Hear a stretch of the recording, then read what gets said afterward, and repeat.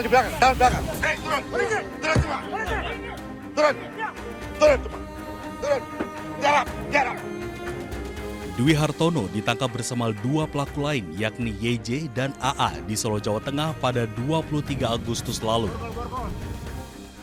Pria kelahiran Lahat, Sumatera Utara berusia 40 tahun ini diduga sebagai otak pembunuhan Kepala Cabang Pembantu Bank BUMN Muhammad Ilham Pradipta. Yang jelas kami sudah membenarkan tadi bahwa saudara DH adalah seorang pengusaha atau salah satu bidang usahanya adalah bimbel online. Ya.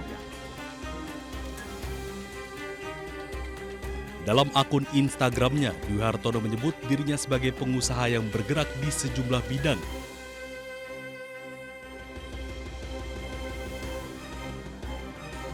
Selain itu, Dwi Hartono juga mengelola akun Hartono Foundation yang memberikan beasiswa bagi para siswa untuk mengenyam ilmu di perguruan tinggi. Dwi juga memiliki akun YouTube bernama Klan Hartono yang berisi 128 video. Sebagian besar videonya berfokus pada konten kewirausahaan, investasi, serta motivasi. Tak hanya itu saja, ia juga mengunggah kesehariannya bersama keluarga saat berbagi di jalanan. Dwi Hartono juga memiliki sebuah bimbingan belajar online bernama Guruku. Guruku adalah platform digital berbasis pendidikan yang bergerak di bidang pendidikan non-formal.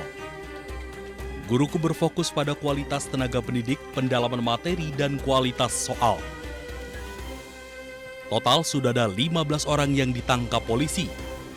Namun hingga kini polisi belum mengumumkan apa motif pembunuhan Ilham Pradipta. Apakah terkait masalah pribadi, utang piutang, atau urusan lain yang berkaitan dengan pekerjaan korban.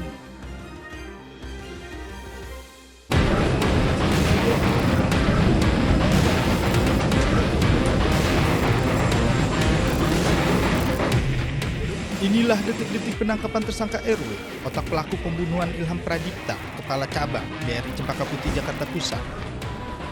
Pelaku ditangkap tim gabungan Subdit Jatanras Polda Metro Jaya bersama Satreskrim Polres Mabar di Bandara Komodo Labuan Bajo, Nusa Tenggara Timur. Usai menculik dan membunuh korban, pelaku berusaha melarikan diri dan berencana bersembunyi di kampung halamannya.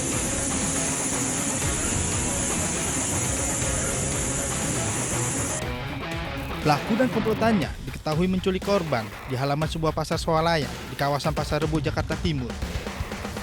Aksi penculikan itu pun terekam jelas di kamera pengawas milik pasar swalayan. Tak hanya diculik, korban diduga alami kekerasan benda tumpul hingga akhirnya ditemukan dalam keadaan tewas dengan kondisi kaki, tangan, dan mata terlilit lakban pada Kamis pagi di Kampung Karang Sambung, Desa Nagarsari, Kabupaten Bekasi, Jawa Barat. Sebelumnya, 3 rekan pelaku berinisial AT, RS, RAH telah ditangkap terlebih dahulu di kawasan Johar Baru, Jakarta Pusat. Polisi pun kini tengah mengejar tersangka lain yang diduga sebagai eksekutor pembunuhan korban.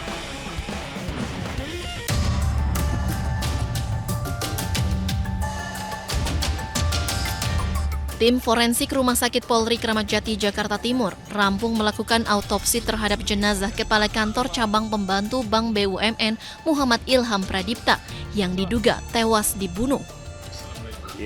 Hasilnya, tim dokter menemukan luka akibat benda tumpul di bagian leher dan dada sehingga korban kesulitan bernafas. Selain itu, tim dokter juga masih menunggu hasil uji laboratorium apakah terdapat kandungan racun atau tidak pada tubuh korban. Ditemukan tanda-tanda kekerasan pada bagian luar dan dalam tubuh korban. Luka-lukanya bagian dada dan leher.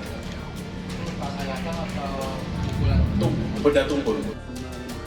Sementara itu, ahli psikologi forensik menilai penculikan disertai pembunuhan terhadap Muhammad Ilham Pradipta dilakukan secara berencana. Pelaku juga sudah melakukan kalkulasi yang matang dari lokasi penculikan hingga alat yang digunakan untuk menghabisi nyawa korban. Tampaknya tidak bisa dielakkan bahwa ini memang merupakan kejahatan berencana. Kalau kita bicara tentang kejahatan berencana, maka para pelaku, termasuk siapapun yang ada di belakang mereka, sesungguhnya sudah melakukan kalkulasi terhadap 4 elemen. Target ditentukan, siapa target yang akan kita culik.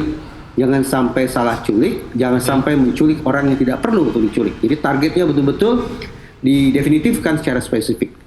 Elemen yang kedua yaitu insentif. Apa manfaat yang akan diperoleh dari aksi penculikan tersebut? Apakah manfaat tersebut sebanding atau tidak dengan resiko yang akan dihadapi oleh para pelaku? Jenazah Muhammad Ilham Pradipta dimakamkan keluarga di TPU Situ Gede Bogor, Jawa Barat, Kamis malam lalu. Puluhan pelayat hadir mengiringi proses pemakaman. Tangis keluarga juga pecah saat melihat jenazah almarhum diturunkan ke liang lahat.